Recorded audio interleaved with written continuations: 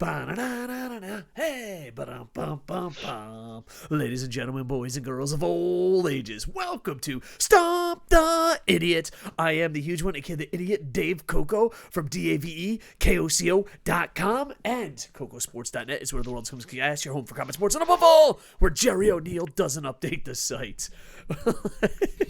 And I'm with my tag team partner, Boom Boom, Boom Boom. Welcome to the Idiot Express. We're here to answer some questions. Are you ready to answer some questions, Boom Boom? All aboard. All right. For the me and Boom are a little giggly because I've been hosting so many different weird podcasts that it literally took me 3 attempts to get Stump the Idiot out. I was like, Coco. No, it's not Coco plays with himself. It's the Coco. Nope. Anyway, welcome to Stump the Idiot. I am definitely the idiot. Today's question comes from Babru. I'm pretty sure that's how you pronounce that. But what is the good, bad, and ugly of AEW as a whole?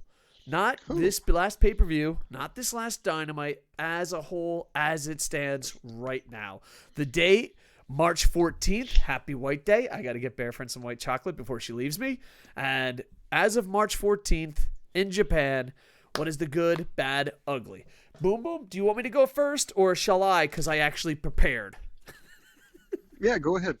All right, let's just stick with the good. I mean, we're positive guys. When someone says, yo, dude, you know Boom Boom Dave, Coco? Yeah, fucking KocoSports crew? Yeah, they're fucking positive as fuck. I'm like, I know. I'm pretty sure that's what they say about us. Anyway, the good. Among other things. There's a lot more options. A lot of people don't realize this, and I'm probably going to do a podcast on this later. We are very lucky, me and Boom Boom. We got to live in an age where there was lots of options when we were kids. I was from the North, but I liked WCW. He was from the South and liked WWF at the time. You know, there we had ECW, we had NWA, we had, before that, AWA. So there was a time where there was different types of wrestling and you could enjoy it.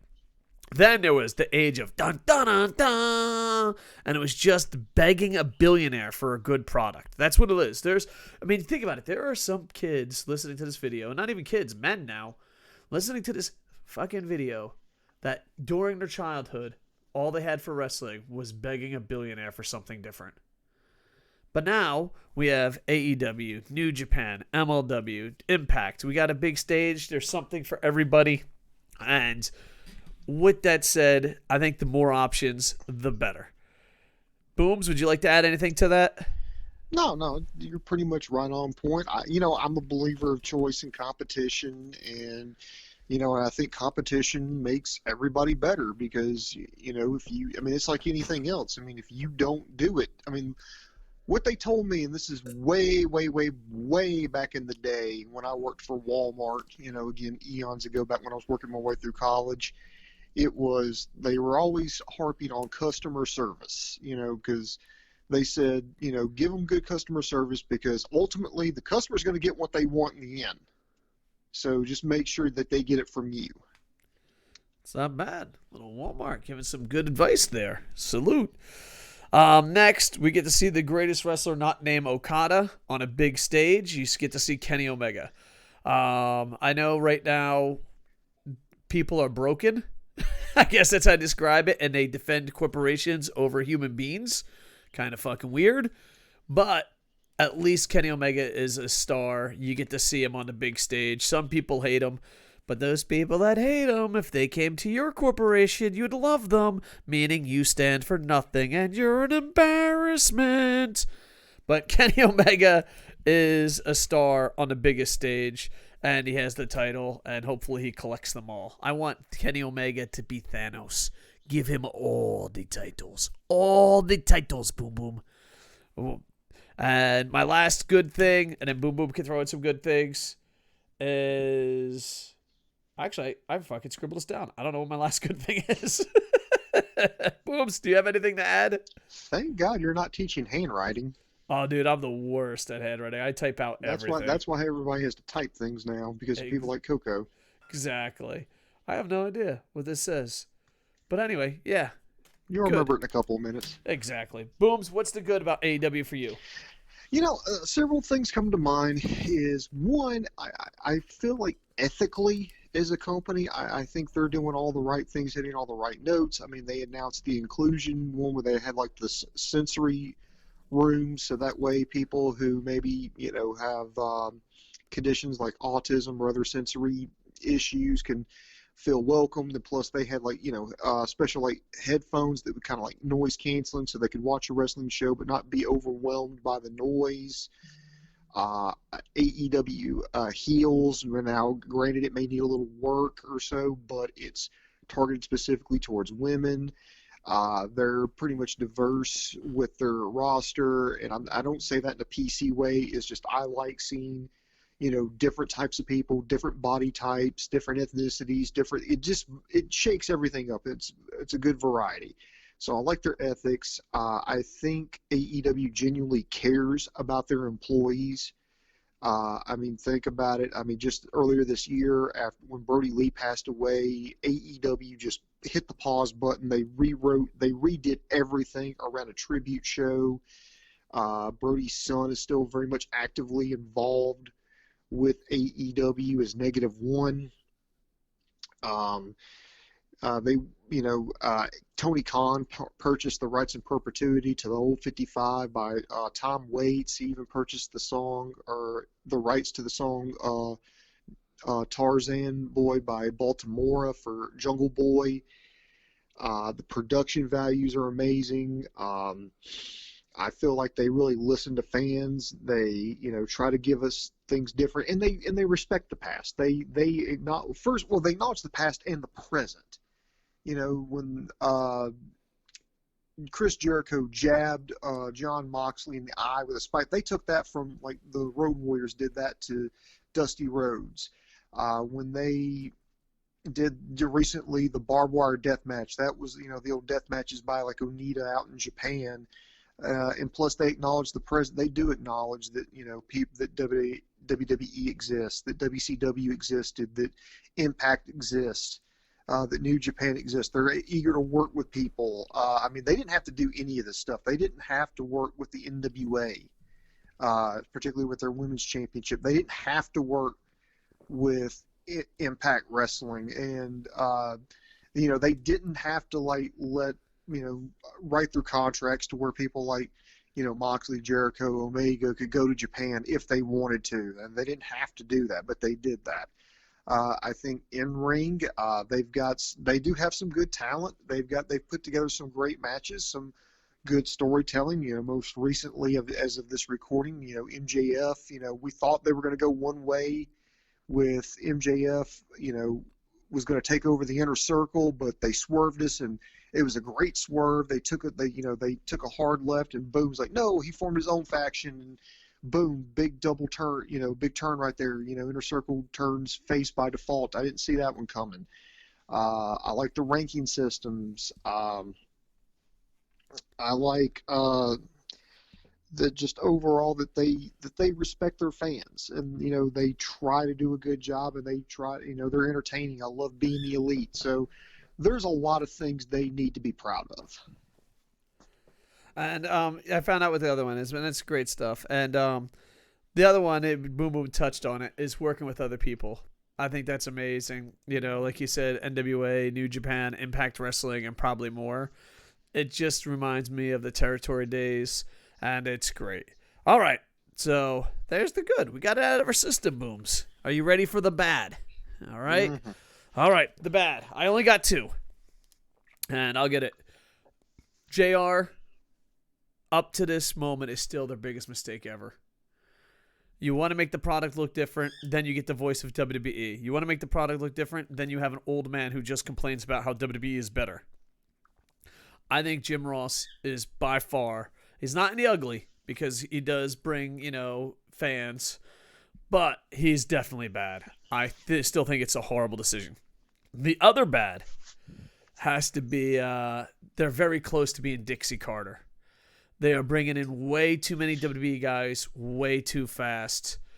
And you want to be an alternative, not Dixie Carter. And I'm not picking on Dixie Carter, the human being. I'm picking on Dixie Carter, the spirit, the everything she stands for, her essence. Like, she might be the sweetest person in the world, but she is fucking the worst at the pro wrestling world, you know? So I don't want it as a personal attack on Dixie Carter. I want it to be like a verb. Her name has become a verb. And that is to get all WWE fucking has-beens and overrun your fucking company with it. So I think that's a 1-2 punch, because I think JR is such a Dixie Carter. And once again, for all those that are like, oh, she's a wonderful person, it's her essence. It's her being. It is her verb. Don't Dixie Carter this up. Those are the two bad. What do you have, Boom Boom? As far as bad, I would say one is how matches are put together. Here's the thing. Everybody does the same thing. You know, if everybody does the German, I'm not saying you can't do basic moves like suplexes, body slams, German suplexes, but if everybody's doing a tope suicida, it really doesn't mean anything. And that's another thing. This was something that kind of irked me on two different levels. JR criticized AEW for particularly, like, there's a spot where, everybody gets in a melee, they go to the outside, friends and foes, they start, huddling up together, somebody gets on the top rope, they dive to the outside, everybody goes spilling down. The reason I had a problem with that was for two different reasons. One, I don't like how people, how the talent reacted to that. Particularly, like Brandon Cutler, they just kind of mocked it or whatever. And I'm like, dude, JR had a good point. If you keep doing that, it looks silly. You can do this stuff like every now and then, but when you're doing it frequently, it makes things look silly. You don't want things to look silly. You don't want to have, doing 57 Canadian destroyers. You don't want to do 100 tope suicidas. You gotta have things make sense, put together a match, stop relying on the high spots as a crutch. Now, where I think JR was wrong with it is, if you've genuinely got a problem with it, you don't do it in fucking public. And not only that, just one more thing I want to add to that. He's called that spot more than a handful of times in WWE and sucked the cock. Just let it know. Go back, watch the WWE Network. He calls that spot and he doesn't bring it up on air at all. Here's the thing. I work in the news industry, and in my career, I've had problems with things. I've had problems with some stuff that people have done. But here's the thing. I never got on Facebook. I never got on Twitter. I sure as hell never went on air, and lambasted somebody. Did that. I always, that's okay to have problems with things, but I always took it behind closed doors with people who could actually do something. It just wasn't me bitching to random people who had nothing to do with anything, especially not, sure as hell weren't going to do it with outsiders. You mean be a professional? Boom, boom. That's so confusing. I don't understand what this professionalism is. Mm-hmm. Yeah. The sad part is it's dying not only in pro wrestling, but in the world today. Like right now, I work for a pretty big corporation, and people will bitch to everyone but the boss in person. You know what I mean? Mm-hmm. Go on. I also think it's bad when I'm trying to think of the correct way to word this. I think it's bad when you don't produce your show, like you have no flow with it. AEW, I know their bread and butter is tag team matches, but you can't. I don't like it when they do. I love the fact that they typically start out the show with a match. I love that. It's a great change of pace, especially from WWE. I love that. But I don't like it when they go tag match, interview, talking segment, tag match, quick singles match, tag match, talking segment, main event. You got to space this stuff out. You got to have it flow. I don't like doing two. Unless you absolutely just positively have to. Like if there's a tournament going on, I can understand why you would do two singles matches back to back. So I really think they need to tighten up on that. Also, the women's division and I know I'm beating a dead horse. The reason I said this, I put this in the bad and not the ugly category is, they've just had a run of bad luck with it. And because in my opinion, AEW stumbled right out the gate with the women's division, and let me tell you why.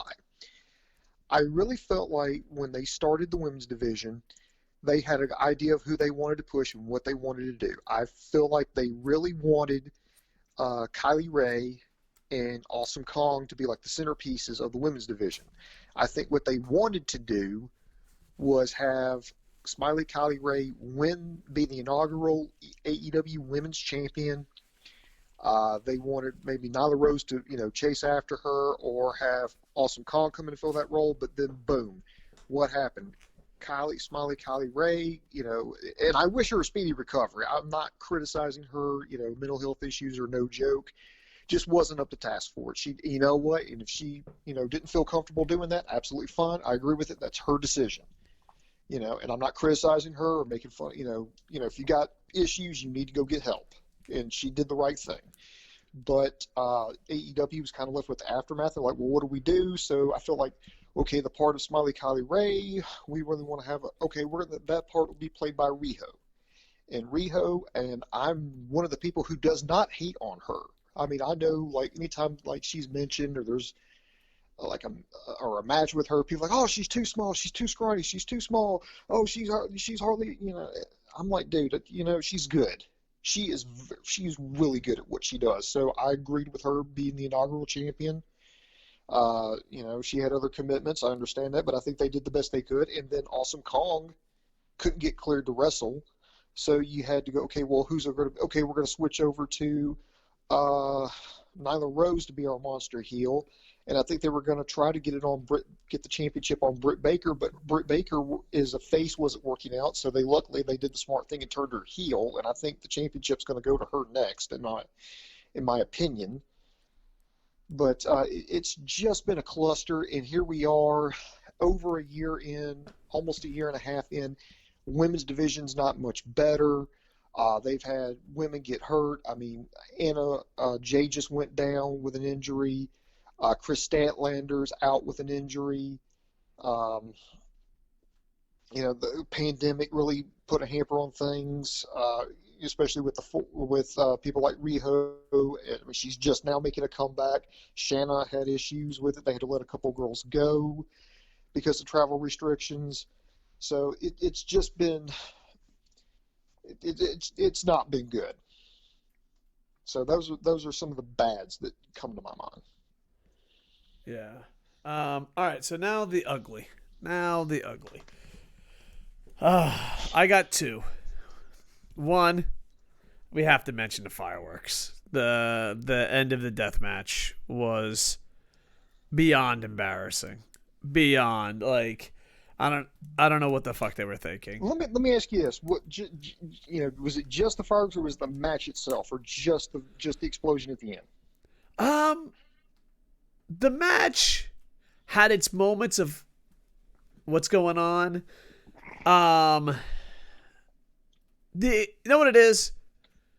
The match was good to above average, with some spots going, it's kind of weird. But the ending was just, you know what I mean? So it was disappointing. Like the pay-per-view itself was good. But that explosion was just such an embarrassment on such a big stage. You're pretty much saying what I think, like our buddy Wrestling and Ranting, made a video, and you should go check out his stuff. He's awesome. He just said, that pretty much just kind of, maybe that pay-per-view and the Dynamite afterwards just kind of signaled that maybe the honeymoon period's over. Yeah, and they have to start actually doing stuff. So to me, that was just an ugly moment. And the thing is, it's such an ugly moment that it could totally sway fans that are not super loyal to three letters. Right. Especially because you got to remember, there's a death match. How many people do you think are watching this product for the first time? And that's what you deliver. I put it up there with the Kenny Omega mistake. People are like, when you have you know what it is? When AEW has a chance to hit a home run, they always strike out. And that scares me. You had twice a chance to hit a home run. You signed Kenny Omega. And I don't care what anyone says. JR saying he left his heart in Japan, storyline or not, you lost millions of fans. This explosion, you lost millions of fans. These are two times that eyeballs that would never watch AEW watched AEW. and you didn't deliver on the big stage. This reminds me of the Falcons, back in the day. This reminds me of a team that goes undefeated, maybe Vikings, whatever. You just dominate the regular season. This is the Tampa Bay Lightning. I love the Lightning, so it's going to hurt me. This is Tampa Bay Lightning. You break that NHL record for fucking doing everything right, and then when all eyes are on you, you got swept by Columbus. Are you talking about also that year where New England went undefeated in the regular season? They went undefeated in the playoffs. They get to the Super Bowl and they've lost against the Giants. It was the only game they lost. Yeah, so it's that, but it's happened twice. Because the thing is, the whole world watched what Kenny Omega was doing. The whole wrestling world. Let's not be ridiculous. You know what I mean? But the whole wrestling world wanted to know what Kenny Omega does. And in one line, you lost millions of fans. He left his heart in Japan. Why are we watching this? Now, millions of eyeballs are on it, saying, oh my God, a death match, like in this, and they don't deliver. So, this is the New England Patriots the year they didn't win. This is an undefeated team that always loses in the Super Bowl. This is the Buffalo Bills. Ooh. They have to fucking deliver on one of these big things. They didn't deliver on the Kenny Omega signing right away, and they didn't deliver on a death match. Now, it doesn't matter if you're fucking great all the time. If you can't win at the fucking Super Bowl, you're Jim Kelly and Thurman Thomas. And that's what they are right now. They are not delivering on the biggest stage. And then people are like, oh, it's just an explosion. Yeah, and fucking Shockmaster just tripping was just a trip. No. There are moments in fucking history that, they can make fun of it. They can do whatever they want. That's a giant fucking L. A huge L. And that's it. I think that's the best sports analogy for those that grew up in the 90s. They are the Buffalo Bills. They can get you to the dance, but JR is going to say he left his heart in Japan. They can get you to the dance, but there's going to be a tiny bit of sparklers. And I'm saying they're not even fucking, I don't know. I just think the ugliness is that they're 0-2 in giant events. And not giant events that we superfans watch. Giant events that people would check it out. I don't care what anyone says. WWE fans, whatever. When Kenny Omega signed, all eyes were on AEW, and they dropped that ball. When they said deathmatch in America, all eyes were on them, and they dropped the ball. Whatever all the eyes are on them, they can't deliver. As far as the ugly goes, just the downright ugly, I feel like sometimes their storytelling's not up to par because, as I said, like on the pay-per-view profit show previously on Wrestle AM, that it's like they're good at telling like they're good at starting stuff and they're for the most part good at ending stuff. It's just that middle part. In two of the, one of the stories I cited was, was this barbed wire death match, because I feel like they needed to put a little bit more in the middle there, and then they would have, and assuming everything would have went right, it would have been a great ending, would have been a great completion, but it's like they went to the nuclear option immediately, where if they would have let it breathe just a little bit, I think the story would have had a little bit more impact. Also, another one I'm citing is, and this is where I think it gets ugly, is I think the Elite are starting to fall into the Vern Gagne, the Von Erich, the McMahon, insert name here, Watts, Jarrett, Triple H. The Jarrett formula, where it's starting to become about them. It's starting to become because the reason I say that is because Young Bucks, I love them to death. I think they're one of the best tag teams of all time, maybe the best tag team of all time.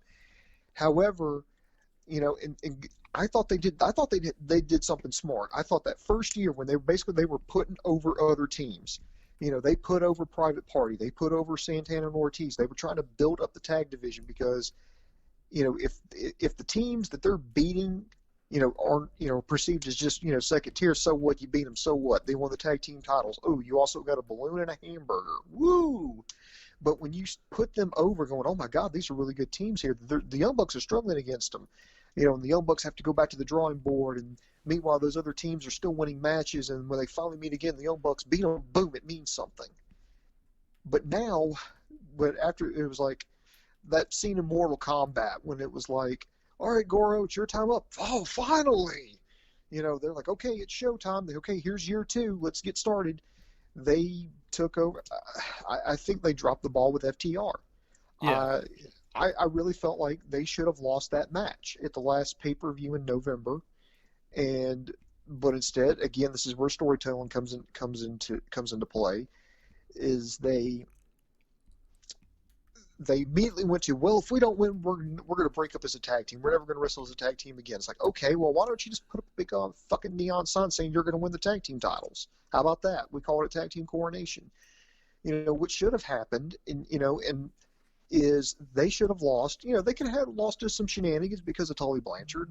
I mean, that's fine. You want to give them an out, that's fine. I don't begrudge them for giving the good guys an out because you don't want to make them look fucking stupid. So they lose, and then the story should be, okay, they have to crawl back. The FTR won't give them a shot because they had their shot, they blew it. It wasn't their fault. It was underhanded tactics, but they couldn't get the job done. And so, like, no, we're not going to give you another tag team title shot, And so the story needed to be the Young Bucks had to climb back up the ladder. They had to score some wins. And then they're like, no, we're still not going to give you a tag team title match. They're like, okay, we'll tell you what, we'll put our careers on the line. If you beat us, we'll never wrestle as a tag team again. You'll never have to worry about it. And the bad guys are cocky, going, okay, we beat them last time. Totally get you some brass knucks. We can take care of it. We can squash this grape right here. Great.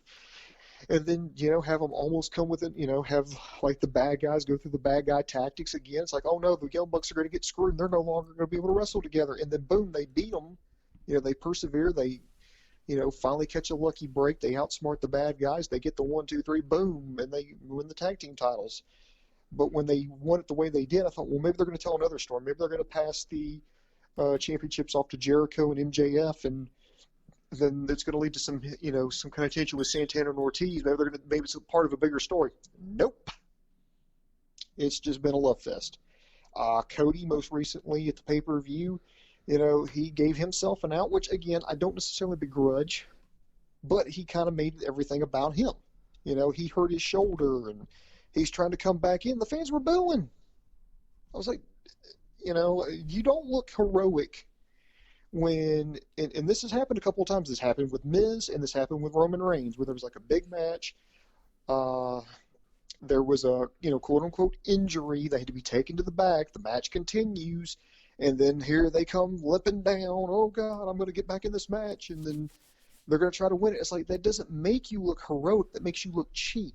Because well, not all that, but can I just say something? This tactic really worked in the 80s, but it doesn't work anymore. And sometimes going back to the well works. It's like, oh, we're going to do this, do this. Oh, my God, that's old school. It feels great. But some things that are old school don't work on today's audiences. And the injury coming back doesn't work. We have to kind of retire that angle. It did work in the 80s, though. We have to give credit, like, why they were thinking this. They're thinking this because they're like, well, it worked in the 80s. It can work now. But, well, it's one thing if it's a one-on-one or a tag team match or something where you've left your partner high and dry, and then, it's like, the doctors say, no, you can't compete. No, to hell with the doctors. I'm not leaving my partner. That makes you look like a hero. Or, there's the bad guy. He's, beat me up. I'm bleeding profusely. The doctors say, no, get out of there. You can't. But no, I refuse to. I'm going to get back in that ring bleeding. And well, I think my arm may be broken, but I'll keep going. That makes you look heroic. But when it's like a multi-man match, like this one was, and you leave the match, and you're out for a substantial part of the match, and then you come back in, but meanwhile, everybody's all beaten up. You just look kind of petty, like you're just kind of cheap picking up the scraps. That's all I'm saying here. And it's their company. They can do what they want. But the one I really can't forgive, and you touched on this early in your badge segment, is I really do feel like they're going into Dixie Carter land where they're hiring a lot of WWE guys that that they're not going to get a return on their investment on. Okay, I mean, you brought in Big Show, now he's Paul White. And it's like, okay, but he's really motivated this time. And I'm like, so? you brought in, you've hyped up bringing an announcer. And it's like now they've hired Christian Cage, and no disrespect to Christian Cage. I like Christian Cage. I really do. I mean, I think he had a great run in TNA as the NWA World Heavyweight Champion. I agree 100% with that. Reliable guy, but, is he going to move the needle? And plus, how bad does it make your company look? Is if you're like, okay, we need to get more eyes on the product. Okay, so here's what we're going to do. We're going to bring in some former WWE guys, and we're going to kind of make them a little bit of the centerpiece here. Not the complete total focus, but they're going to be up there. They're going to be they're going to be in the foreground of the promotion. What does that say about the rest of what message are you sending? That WWE creates all the stars, we're just leeching off of it. Because if you really want to watch the stars, you need to watch WWE. Because we're just taking their scraps now. I've just got a problem with that. Yeah, not only that, but I don't think it's going to matter. I think the biggest lie that we tell our Dixie Carters and our cons is that people overseas need to know who they are. They don't. That is the biggest fucking lie. Oh, if you fucking sign Hulk Hogan, if you sign Christian Cage, fucking overseas markets will fucking sign you. They don't give a fuck. They don't give a fuck. I've worked for Fuji TV. I've worked for NHK. I've worked for fucking international companies. They don't give a fuck. It's, what does the product look like? Can we how much does it cost? And how much ratings can we get? Do you think they give a fuck about anything? It's you're using Hollywood tactics that Hollywood gave up on. It doesn't fucking work. Like, if I went to NHK and say, yo, dude, put AEW on. They got Christian Cage. They're just going to look at me like, what? No, what does the product look like? What is, how much does it cost? What can we get the ratings for? Boom Boom works in the news. They don't give a fuck. The TV networks don't give a fuck. They care about how much does it cost and how much does it bring in. If it's $10 and it brings in $20, you got a job for life. I'm being sarcastic with the money, but you get the idea. But if it's $10 with Christian Cage and makes $11, they don't give a fuck. And I'm like, well, they do got Christian Cage. Well, fuck, that changes everything. And I like Christian Cage. It's just dumb. It's the dumbest fucking thing I've ever fucking heard in my life. Mm-hmm. And it's not to say that they shouldn't hire anybody who's been associated with WWE. I mean, Pac is doing an amazing job. Believe it or not, I think Matt Hardy is playing a great role in WWE because they have to serve a purpose and not just be exactly. A name. And you can't overhype them. The Hall of Fame thing was ridiculous. Mm-hmm. Because Matt Hardy is, not only is he, in there, he's helping, with the younger talent, he's putting them over. Plus, he's also, he's getting other people over. I mean, I think he's really helped out with Private Party. I think the match he had with Adam Page was great. Jake Hager plays a great role as like the enforcer with the Inner Circle. I mean, he was there. I mean, he was dominant power. He played a great role. The one I don't think they're doing a good job with is Sting, because every week, okay, it's Sting. Okay, I'm gonna come out here and talk, and then it was just kind of, okay, we're gonna interview Sting they literally interviewed Sting every week from the time they hired him to the time they had the pay-per-view match. They did some kind of interview segment with him every week. And to me, that's just overkill. Yeah. So, don't Dixie Carter this up. All right, my last ugly. And this started as a good and turned into an ugly. Mm-hmm. I don't know if this is a Buffalo Bill, but this is a Buffalo Bill on a side project. Good. AEW games. Making your own video games is amazing. I can't wait to see the general manager game. I can't wait to see their wrestling game. I love the games. Twitch.tv/KocoSports. Please check it out. I love the video games. There, I said it. Koco plays on YouTube. I love the video games. I love the video games. Everyone knows I love the video games. KocoSports a long time ago invested in like early day phone games, early day apps. You know what I mean? Mm-hmm. And we wanted to make our own brand of video games. We never got there. We got close. We made cool wrestling, but it didn't have the database. It kept crashing. But that's not the point. The point is that we were very close to making our own casino game. And what the Coco Sports Casino was 10 times more than the AEW Casino. The AEW Casino, I fucking played it and I deleted it. It is garbage. It is beyond fucking garbage. And here's the worst part. Koco Sports, we're a bunch of fucking idiots that high five behind the scenes. That's literally our business plan. Like, can I show your business plan? Sure, we're 5 idiots that fucking high five on the back. Sometimes we fucking put money into things that take off, and sometimes it don't. We had a chance to make a Koco Sports Casino. We thought it was a fucking great idea. It had more options, like, as far as branding goes, than the AEW Casino. And me, Jerry, and a few others at the time were like, it's not enough. Let's not put our fucking name on this.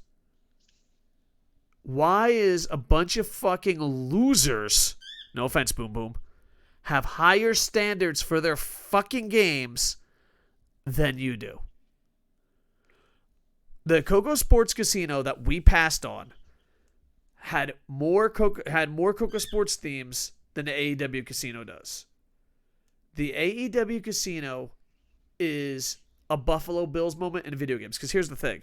Oh, I'm excited. Okay, the first thing out is Casino. It's like, okay, it's the easiest one to make. I understand.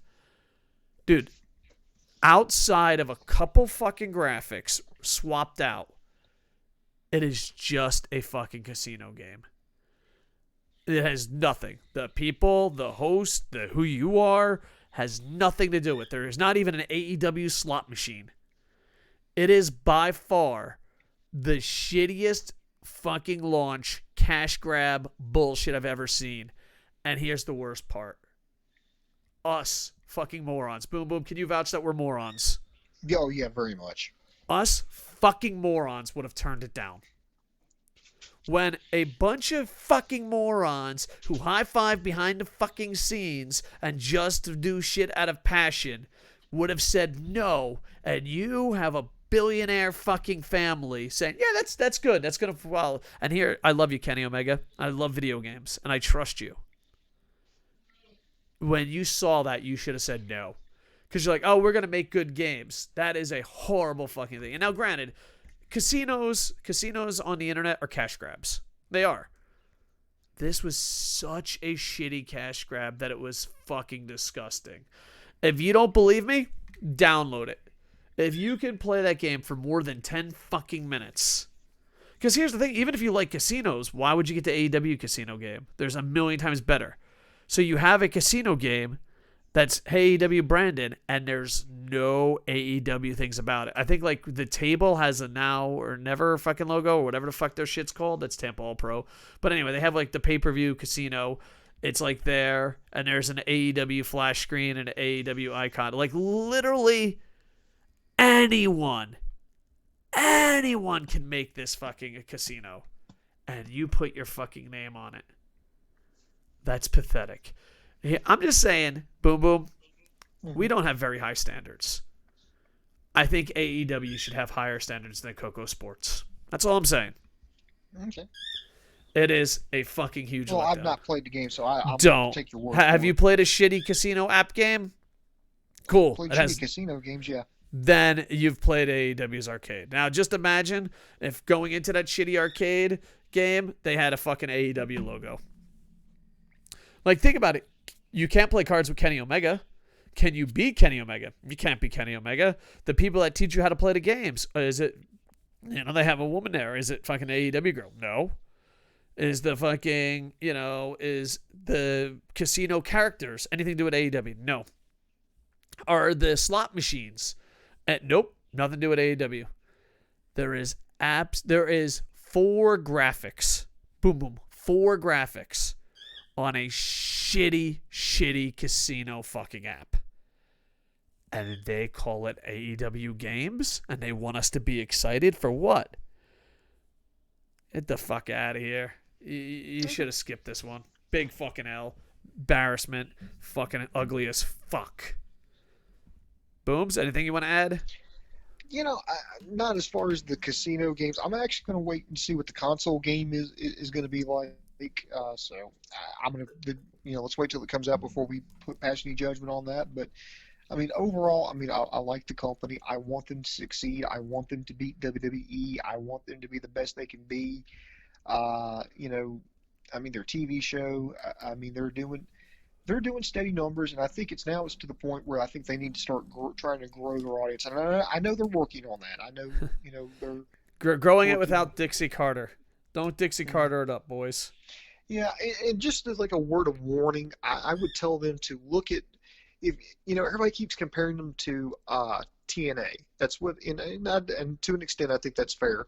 But I would say if you like wrestling history, which I know that they're fans of, I would tell them to look at What Culture Pro Wrestling because they're going down the exact same road that they went down.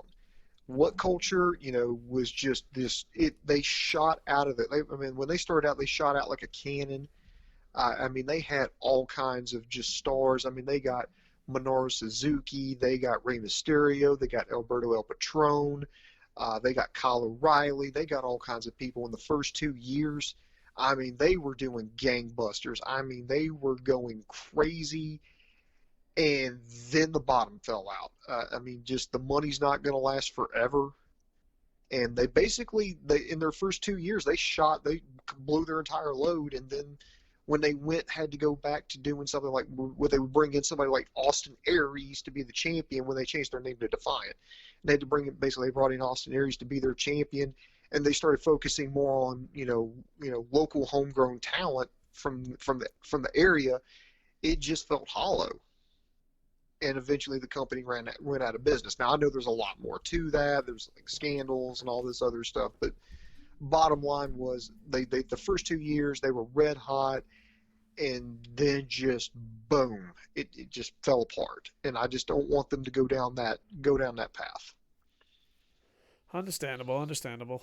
So, overall, we're rooting for you. Just stop making mistakes.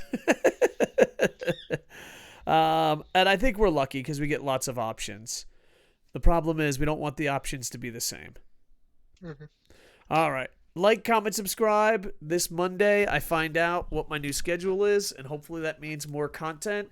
Booms, I love you, brother. Do you have anything to Mm-hmm. say before we wrap this up? When you get your schedule, there's going to be a big sign that says, "Don't forget, you're here forever." I would not doubt that at all. I would. All right, check me out on twitch.tv, KocoSports. Check out everything I do. I'm a writer, nerd, video game player, podcaster. I do it all. I'm just fucking nerding it up on DaveCoco.com. We're gonna try to do it up. Check out KocoSports.net. We have a big meeting. Hopefully, we'll change that shit for the good. Unlike AEW's Casino, we'll tell you when fucking we just slapped a logo on it and I'm failing. Uh, KocoSports.net is our AEW Casino, but hopefully we could turn it around or at least change the format of it. So yeah, we'll find out. We'll find out. Monday's a big day for us. But yeah, boom, boom. Love you with all my heart. Did I say like, comment, subscribe? I think I did. And with that, I am over. Ba-na-na-na-na-na. Hey, ba-dum-bum-bum-bum.